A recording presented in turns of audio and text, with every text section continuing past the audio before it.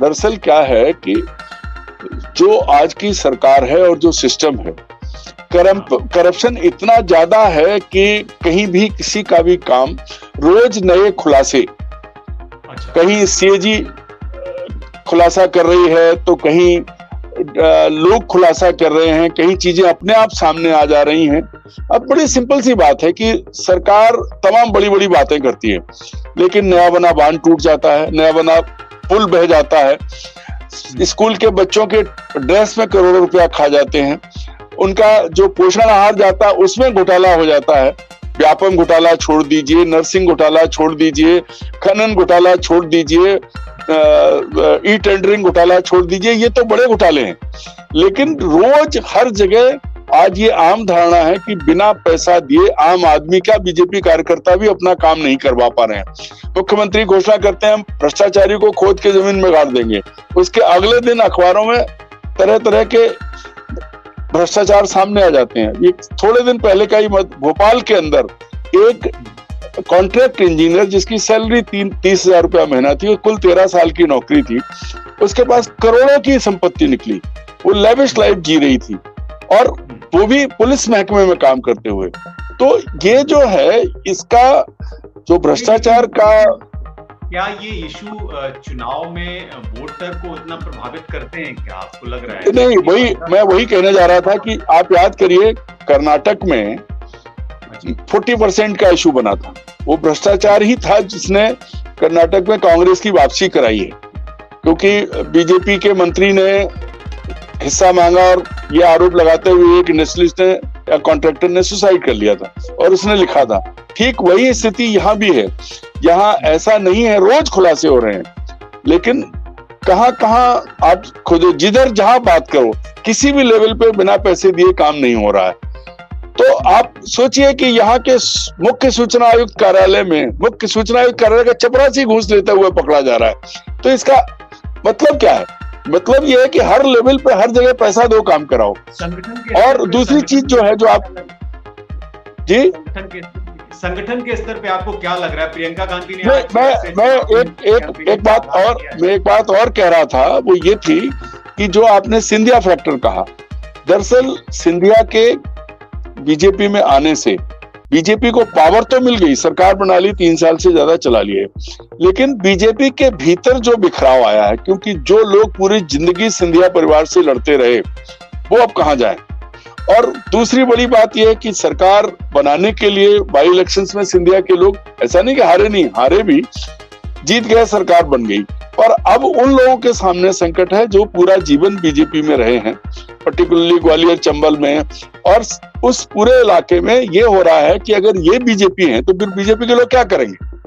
वो आदमी जो पूरे जीवन बीजेपी में दरी बिछाता रहा, कुर्सी लगाता रहा, जब उसका नंबर आने को है तो सिंधिया के लोग आ गए। उसमें गलती सिंधिया की नहीं है, अब सत्ता के लिए समझौता हुआ, ये आज की तारीख में कोई नई बात नहीं है, पर जमीनी लेवल पे जो बीजेपी का कार्यकर्ता है वो दुखी है, नेता दुखी है, बात कर रहे हैं। आपकी जानकारी के लिए कैलाश जोशी जो जनसंघ से होते हुए बीजेपी तक आए थे, जो पितृ पुरुष माने जाते थे, उनके अपने बेटे ने बीजेपी छोड़ दी है, कांग्रेस ज्वाइन की है। और उन्होंने, दीपक जोशी नाम है उनका, उन्होंने जो आरोप लगाए हैं कि जब उनकी पत्नी बीमार थी कोरोना में, बीजेपी की सरकार में उन्हें एम्बुलेंस नहीं मिली, उनके पिता के लिए एक मेमोरियल बनना था, उसके लिए कोई सैंक्शन नहीं मिली, जबकि वो रद्द हो गया। तो ये जो चीजें हैं बीजेपी में, जब कैलाश जोशी का बेटा अपमानित होकर जा रहा है, तो आप कल्पना करिए कि आम बीजेपी कार्यकर्ता की क्या हालत होगी, क्योंकि गुटबाजी बहुत ज्यादा जोरों पर है और मनमानी चल रही है। चाहे संगठन हो, संगठन ने अचानक फैसला किया कि 50 साल के नीचे के आएंगे, फैसला किसका है ये हम नहीं जानते, लेकिन जब 50 साल का आदमी, उससे कहा जाएगा कि 35 साल के एक युवक के नीचे काम करो, तो वो क्यों करेगा? क्या उसका अपमान नहीं है? ये बहुत बड़ी बात है।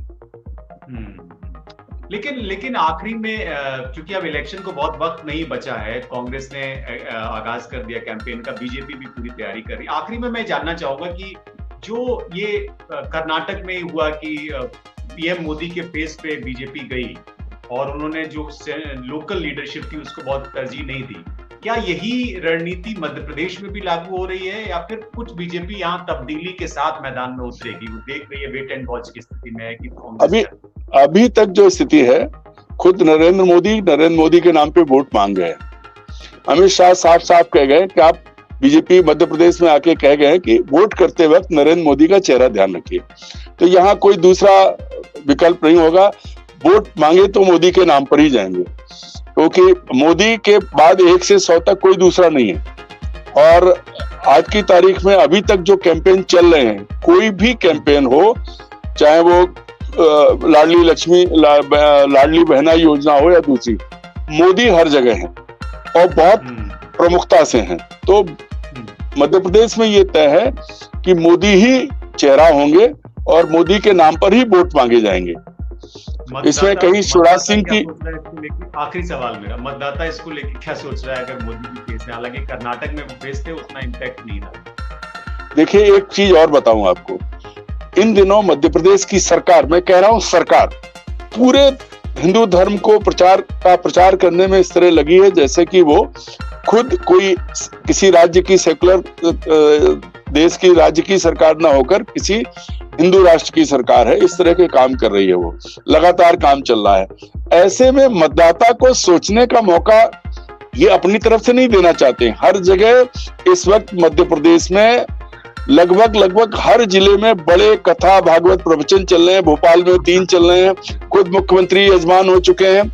तो ऐसे में इनकी ये कोशिश भी कर रही है, वो कर्नाटक से आके मैं कहने जा रहा हूँ ना, मैं वही कहने जा रहा हूँ कि मुख्यमंत्री खुद यजमान बन चुके हैं और जो बड़े और नामी वो तो कांग्रेस बीजेपी के साथ खड़े हो गए हैं, और छोटे मोटे जो है उनको लेके कांग्रेस वो भी बता रही है मैं भी हिंदू। और मैं आज प्रियंका गांधी ने जिस तरह से जबलपुर में अपना चुनाव अभियान शुरू किया, असल लेकिन जो पीड़ित है, जो परेशान है, वो कार्यकर्ता जो है, वो आम आदमी जो है, उसको इससे कोई लेना देना नहीं है। उसके लिए कथा शिवराज सिंह कराएं या कमलनाथ कराएं, उसके लिए कोई मायने नहीं रखता। उसकी समस्या ये है कि उसको समय पर राशन मिल जाए, उसका अगर पटवारी से काम है तो वो हो जाए, पूरा समय पर हो जाए, डॉक्टर अस्पताल में मिल जाए, स्कूल में उसके बच्चे को टीचर मिल जाए, जो नहीं हो पा रहा है, जिसकी परेशानी है। और एक और बड़ी बात है कि जिस चेहरे को 1918 में नकारा गया था, उस चेहरे पर ऐसा 3 साल में कुछ भी नहीं हुआ है कि जनता का मूड बदल जाए, बात उसका रुख बदल जाए। वो समस्या तो जहां की तहां है।